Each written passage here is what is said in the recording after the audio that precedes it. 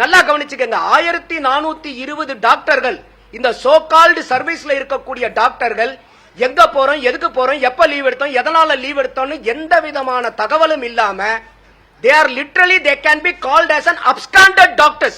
இப்ப இந்த 151 சீட்டையும் காலியா வச்சுக்கிட்டே மெடிக்கல் நடத்தி முடிச்சிடலாமா? வேற ஒரு மருத்துவர்கள் உருவாகிறதுல யாருக்கும் அக்கறை இல்லையா? அப்ப அதனாலதான் இப்ப என்ன ஜட்ஜ்மெண்ட் கேட்டிருக்காங்க, இப்ப வாங்கியிருக்காங்க சுப்ரீம் கோர்ட்லனா, நீங்க போன வருஷம் மாதிரி ஆல் இந்தியாவுடைய எலிஜிபிள் கிரைட்டீரியாவை குறைச்சு ஆல் இந்தியா கோட்டால அட்மிஷன் போறதுக்கு நீங்க யாரு சார்? அந்த உரிமையை நீங்க குறைக்கிற மாதிரி இருந்தா திருப்பி அது ஸ்டேட் கவர்மெண்ட் கிட்ட நீங்க அந்த சீட்டை திருப்பி ரிட்டர்ன் பண்ணணும். அது தமிழ்நாடு கவர்மெண்ட் ஃபில் பண்ணல, ஆல் இந்தியா கோட்டால ஃபில் பண்ணது. அது தமிழ்நாடு 165 சீட்டை தார வாத்துது. 145 பாஷையில சொல்லணும்னா என்ன சார்? திமுகவுக்கு வந்து தமிழ்நாடு வந்து அவங்களுடைய ஓன் ப்ராப்பர்ட்டியா? அவங்க மட்டும் தான் மாநில உரிமைக்காக போராடுவாங்க, மத்தவங்க எல்லாம் பஞ்சு மிட்டாய் சாப்பிடுற ஆளுங்களா? இது என்ன மாதிரி சார் நிலைப்பாடு இது? திரு நந்தகுமார், யாரு பேர்ல திரு நந்தகுமார், உங்களுடைய மேலான பார்வை. சந்திரசேகர், இதுல இப்ப முன்னாடி பேசுறவங்க பூரா வந்து ஒரு ஆஃப் இன்ஃபர்மேஷன் சொல்றாங்க, ஆஃப் இன்ஃபர்மேஷன் வந்து சொல்லாம போறாங்க. அது ஏங்கிறது அவங்களுக்கு தான் வெளிச்சம். இப்ப இதுல வந்து ஏற்கனவே 2024 119 சீட்டு இதே நீட் எஸ்எஸ். இது நீட் எஸ்எஸ்னா என்னங்கறத நம்ம நண்பர் தூபதி ஜான் தெளிவா விளக்குனாரு. இது பிஜியும் கிடையாது. ஃபர்ஸ்ட் யூஜி முடிக்கணும், அப்புறம் பிஜி முடிக்கணும். பிஜி முடிச்சதுக்கு அப்புறம் அடுத்த 3 வருஷ கோர்ஸ் வந்து இந்த DM doctorate of medicine and இது சர்ஜரிக்கு, அது வந்து செகண்ட் இது, அதான் சூப்பர் ஸ்பெஷாலிட்டின்னு நம்ம சொல்றோம். அப்போ இது 2024 119 சீட்டு நம்மளால ஃபில் பண்ண முடியாம ஆல் இண்டியா கோட்டாக்கு சரண்டர் பண்றோம். இப்ப இது ஆல் இண்டியா கோட்டாவும் அவர் தெளிவா சொன்னாரு. 50% வந்து all India quota, 50% state quota. அந்த 50% ஸ்டேட் கோட்டால 50% இன் சர்வீஸ் டாக்டருக்கு, 50% நான் சர்வீஸ் டாக்டருக்கு. அப்ப 20 சீட்டு நம்ம கிட்ட சூப்பர் ஸ்பெஷாலிட்டி இருந்துச்சுன்னா 10 சீட்டு ஆல் இண்டியா கோட்டாக்கு கொடுத்துடணும். மீதி 10 சீட்டு ஸ்டேட் கோட்டால 5 சீட்டு இன் சர்வீஸ் டாக்டருக்கு, மீதி 5 சீட்டு வந்து நான் சர்வீஸ் டாக்டர்ஸ்க்கு. இதுதான் அதனுடைய ஸ்ட்ரக்சர். அப்ப இது காத்துல உரிமையை பறக்க விட்டுட்டாங்களா அப்படின்னு இப்ப அவங்க சொல்றது உண்மைனா, 2024 119 உரிமையை காத்துல பறக்க விட்டோம். 2025 145 உரிமையை வந்து காத்துல பறக்க விட்டோம். இப்ப 151 உரிமைகளை வந்து காத்துல பறக்க விடுறோம். இப்போ இந்த தடவை வந்து ஐயா அருண்ராஜ் அவர்கள் அமைச்சர் என்ன தெளிவா ஜட்ஜ்மெண்ட் கொடுத்திருக்காங்கிறத அதை யாருமே மேற்கோள் காமிக்கல. இதற்கு முன்னாடி 2025 கூட நீங்க ஆல் இண்டியா கோட்டாவுக்கு வந்து நீங்க சரண்டர் பண்ணதுக்கு அப்புறம் ஆல் இண்டியா கோட்டால வந்து அந்த குவாலிஃபையிங் மார்க்ஸ் வந்து ரெடியூஸ் பண்ணி அந்த காலியா இருக்கிற சீட்டை ஃபில் பண்றாங்க. அப்பயும் சில சீட்டு வந்து நமக்கு வேக்கண்டா இருந்துச்சு. ஆனா இப்ப வந்து என்ன, அதை மேற்கோள் காட்டி தமிழகம் அப்பாயிண்ட் பண்ண அட்வொகேட்ஸ் போராடி ஆல் இண்டியா கோட்டாக்கு நீங்க சரண்டர் பண்ண சீட், இந்த 151 சீட்டு சரண்டர் பண்ணியிருந்தா அது ஆல் இண்டியா கோட்டால எங்க கிட்ட கேண்டிடேட் இல்லைங்கிறதுக்காக தான் உங்களுக்கு சரண்டர் பண்றமே ஒழிய கேண்டிடேட் வந்து கம்மியான மார்க்ல இல்லாம இல்ல. அப்போ நீங்க ஆல் இண்டியா கோட்டால மறுபடியும் நீங்க குவாலிஃபைங் மார்க்ஸ கம்மியா பண்ற மாதிரி இருந்துச்சுன்னா இந்த சீட்டை நாங்க சரண்டர் பண்ற சீட்டை மாநிலத்துக்கு திருப்பி கொடுக்கணும். அப்படி கொடுக்கும் பட்சத்துல எங்க கிட்ட அந்த குவாலிஃபைங் கிரைட்டீரியா, ரெடியூஸ்டு குவாலிஃபைங் கிரைட்டீரியால எங்க கிட்டே கேண்டிடேட் இருக்கும்போது அதை வச்சு நாங்க ஃபில் பண்ணுவோங்கிற அந்த ஜட்ஜ்மெண்ட் இப்ப வாங்கியிருக்காங்க சார். அதை ஏன் இந்த ஒருத்தர் கூட சொல்ல மாட்டேங்கிறீங்க? அத அப்போ இந்த ஒட்டுமொத்தமா தமிழ்நாட்டினுடைய உரிமையை பறக்க விட்டது 2024-25 இல்ல இப்ப வாங்கி இருக்கக்கூடிய சிறப்பான ஒரு ஜட்ஜ்மெண்ட் இல்லையா? அடுத்தது இப்ப இந்த இன் சர்வீஸ் டாக்டர்ஸ்னுடைய சேவையை நம்ம ரொம்ப பாராட்டுறோம் சார். அவங்களெல்லாம் நம்ம அண்டர் எஸ்டிமேட் பண்ணல. ஆனா இப்போ இதே வந்து நம்மளுடைய மெடிக்கல் டிபார்ட்மெண்ட் அனௌன்ஸ் பண்ணிருக்காங்க சார். நம்ம சர்வீஸ்ல இருக்கக்கூடிய மெடிக்கல் காலேஜ்லயோ டிபார்ட்மெண்ட்லயோ இருக்கிறவங்க 1420 மருத்துவர்கள் எந்த காரணமும் சொல்லாம விடுப்பெடுத்துட்டு அப்ஸ்காண்டட் டாக்டர்ஸ் சார். அவங்கள தான் நம்ம இன் சர்வீஸ் டாக்டர்ஸ் சொல்லிக்கிட்டு இருக்கோம். இத கொஞ்ச நாளைக்கு முன்னாடியே போன ஆட்சியிலேயே வந்து பாத்தீங்கன்னாக்கா அறப்போர் இயக்கம் இதை சர்ஃபேஸ் பண்ணி அவங்க கிட்ட இருக்கக்கூடிய டேட்டாவை வச்சு 299, ஆனா இதுக்கு மேலேயும் இருக்கிறதுக்கு வாய்ப்பு இருக்கு, கவர்மெண்ட் டேட்டாவை கொடுக்கணும், பப்ளிஷ் பண்ணணும்னு சொல்லும் போது ஒரு வாயும் திறக்கல போன கவர்மெண்ட். இப்ப வந்திருக்கக்கூடிய அரசாங்கம் இந்த 2 மாசத்துல அவங்க எல்லாத்தையும் இதை துரிதமா எடுத்து நல்லா கவனிச்சுக்கங்க. 1420 டாக்டர்கள், இந்த சோ கால்டு சர்வீஸ்ல இருக்கக்கூடிய டாக்டர்கள் எங்க போறோம், எதுக்கு போறோம், எப்ப லீவ் எடுத்தோம், எதனால லீவ் எடுத்தோம்னு எந்த விதமான தகவலும் இல்லாம they are literally they can be called as an absconded doctors. அந்த 1420 பேர்ல 680 பேர்த்து மேல வந்து நடவடிக்கைகள் எடுத்திருக்கு. 740 பேர்த்து மேல டிசிப்ளினரி ஆக்ஷனும் அந்த நடவடிக்கைகளும் வந்து இன் ப்ராகிரஸ்ல இருக்குது. அப்போ இன்னைக்கு ஏன் இந்த சீட்டை வந்து நம்ம சரண்டர் பண்ற வேண்டிய கட்டாயம் வருதுன்னா, ஒவ்வொரு நீட்டுக்கும் எப்படி வந்து ஒரு யூஜிக்கும் பிஜிக்கும் குவாலிஃபையிங் மார்க் இருக்கோ அதே குவாலிஃபையிங் மார்க் அந்த மாதிரி கண்டிஷன் இதுலயும் இருக்குது. அப்போ இன்னைக்கு இடத்தை நம்ம வந்து ஆளை வச்சுக்கிட்டு போய் சரண்டர் பண்ணல சார். அந்த மார்க்கை எடுத்து பாஸ் பண்ணி அதுல சீட்டு போய் அட்மிட் ஆகிறதுக்கு டாக்டர்ஸ் இல்ல, அவங்க யாரும் இல்ல. அப்போ இந்த 151 சீட்டை இப்ப இதே நிலைமை தான். போன வருஷம் 145 பேர் இல்ல தமிழ்நாட்டுல, 2024 119 பேர் இல்ல. இந்த அரசாங்கத்தின் மீது மட்டும் குற்றம் சுமத்துவது நியாயம் இல்ல. ஆமா, இது என்னன்னா இது வெறும் அரசியல் காழ்ப்புணர்ச்சியான நடவடிக்கை. நான் அதனாலதான் சரியான புள்ளி விவரங்களை மக்களுக்கு கொண்டு போய் சேர்த்தணும் நம்ம. அப்போ இன்னைக்கு நீங்களே யோசிச்சு பாருங்க சந்திரசேகர், இப்ப வந்து நம்ம கிட்ட ஒரு 151 பேருக்கு மருத்துவம் படிக்கிறதுக்கு வாய்ப்பு இல்லைன்னு வச்சுக்குங்க. இப்ப இந்த 151 சீட்டையும் காலியா வச்சுக்கிட்டே மெடிக்கல் நடத்தி முடிச்சிடலாமா? வேற ஒரு மருத்துவர்கள் உருவாகிறதுல யாருக்கும் அக்கறை இல்லையா? அப்ப அதனாலதான் இப்ப என்ன ஜட்ஜ்மெண்ட் கேட்டிருக்காங்க, இப்ப வாங்கியிருக்காங்க சுப்ரீம் கோர்ட்லனா, நீங்க போன வருஷம் மாதிரி ஆல் இந்தியாவுடைய எலிஜிபிள் கிரைட்டீரியாவை குறைச்சு ஆல் இந்தியா கோட்டால அட்மிஷன் போறதுக்கு நீங்க யாரு சார்? அந்த உரிமையை நீங்க குறைக்கிற மாதிரி இருந்தா திருப்பி அது ஸ்டேட் கவர்மெண்ட் கிட்ட நீங்க அந்த சீட்டை திருப்பி ரிட்டர்ன் பண்ணணும். அதுல நாங்க ஃபில் பண்றோம். அப்படியும் முடியலன்னா வேணா திருப்பி we can surrender back. அப்பயும் நீங்க ஃபர்தரா இந்த மார்க்கின் அடிப்படையில பண்ண முதல் உரிமை மாநிலத்துக்கு தாங்கிற ஜட்ஜ்மெண்ட்டை சுப்ரீம் கோர்ட் கொடுத்திருக்கிறத ஏன் ஒருத்தர் கூட சொல்லாம மூடி மறைக்கிறீங்க? என்ன காரணம் உங்களுக்கு? அப்ப மாநில நலன் முக்கியமா, மருத்துவர்களுடைய நலன் முக்கியமா, மக்களுடைய மருத்துவ சேவை முக்கியமா, இல்ல அரசியல் காழ்ப்புணர்ச்சி மட்டும் மேலோங்கி இருக்கா? திரு நந்தகுமார், திரு சுமன் கவி சொன்னதை நீங்க முழுமையாக கேட்டிருப்பீங்க. இதை வந்து குற்றம் சாட்டுவதில் ஒண்ணுமே கிடையாது. இதுல இப்போ அவசரப்பட்டுட்டாங்க இவங்க. சென்ட்ரல் கவர்மெண்ட் ஆல் இண்டியா கோட்டானுடைய செகண்ட் ரவுண்டு முடியறதுக்கு முன்னாடியே ரொம்ப சுறுசுறுப்பாக இவங்க செகண்ட் ரவுண்ட் இவங்க முடிச்சுட்டு முதல்ல கொடுத்துட்டாங்க, தும்ப விட்டுட்டு வாழை பிடிக்கிறாங்க அப்படிங்கிற குற்றச்சாட்டு தாவேக்கா மேலே வைக்கிறார். இல்ல, சிவன் கவி மேல எனக்கு ஒரு வருத்தம் என்னன்னா, ஒரு தகவலை சரியா தெரிஞ்சுக்கிட்டு பேசணும்.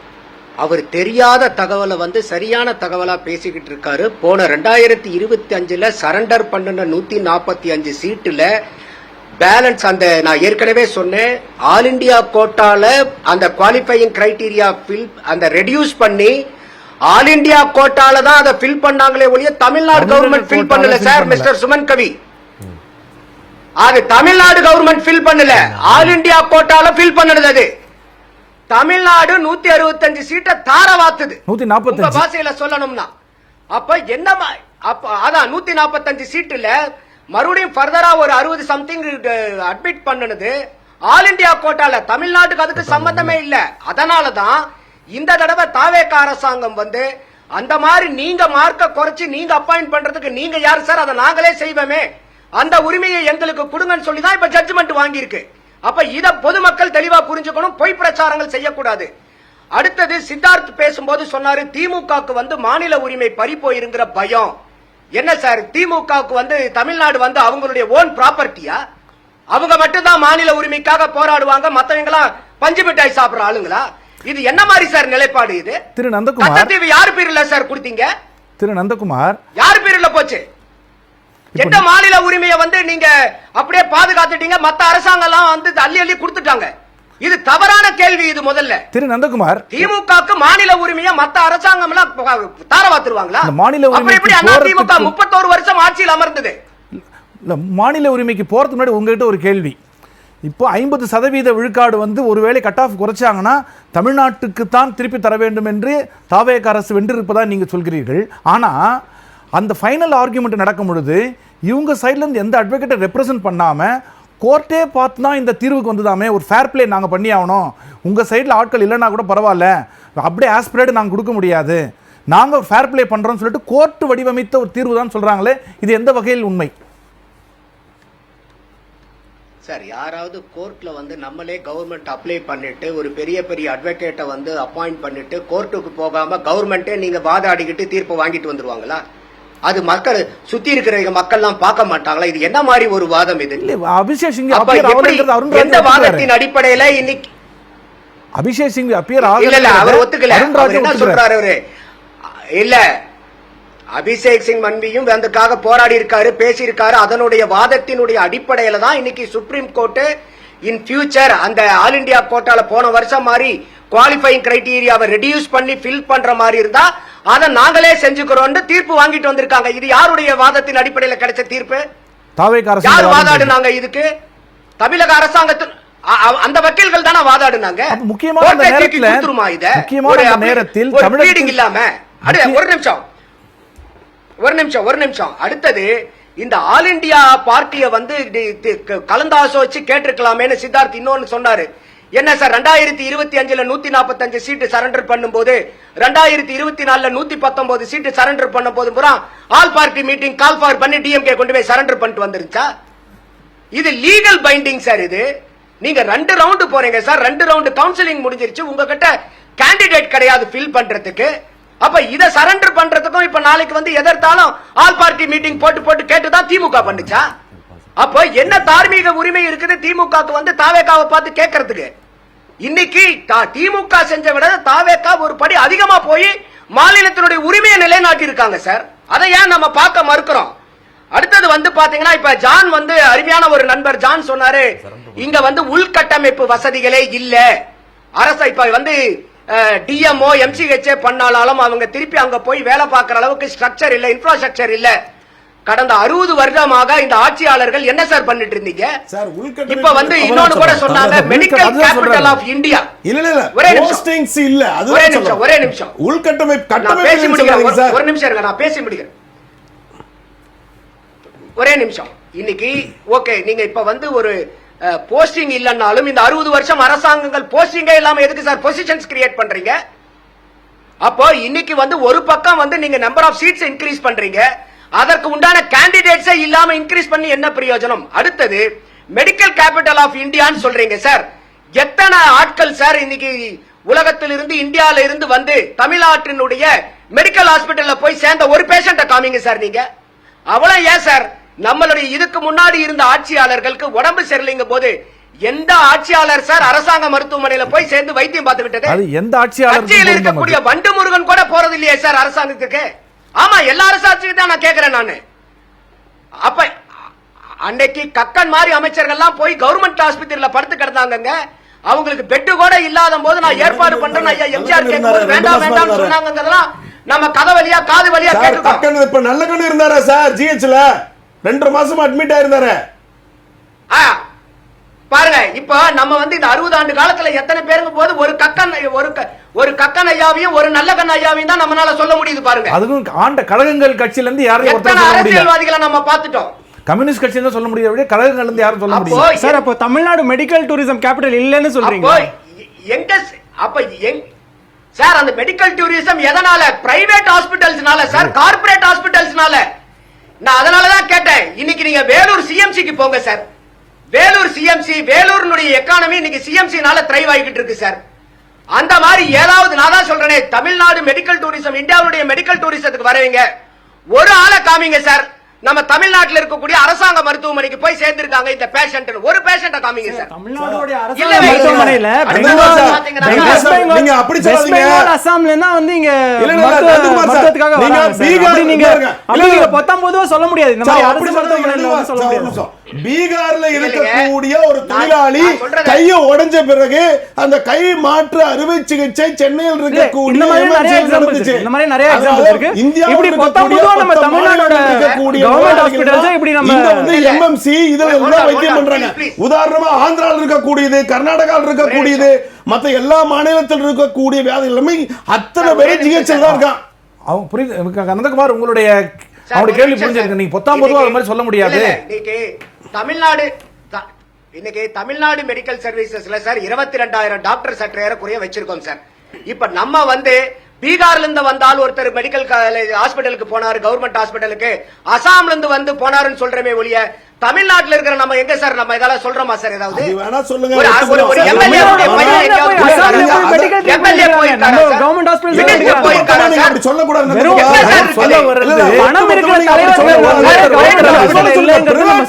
அவர் என்ன சொல்ல வர டாக்டர், உண்மையிலேயே அது மாதிரி நீங்க மெடிக்கல் கேபிட்டல் அப்படின்னு சொன்னீங்கன்னா அரசியல்வாதிகள் எல்லாம் அங்கதானே போய் படுத்திருக்கணும்.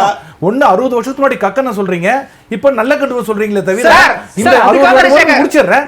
60 ஆண்டு காலம் தமிழகத்தை ஆண்ட திமுக அதிமுக ஒருத்தர் கூட கவர்மெண்ட்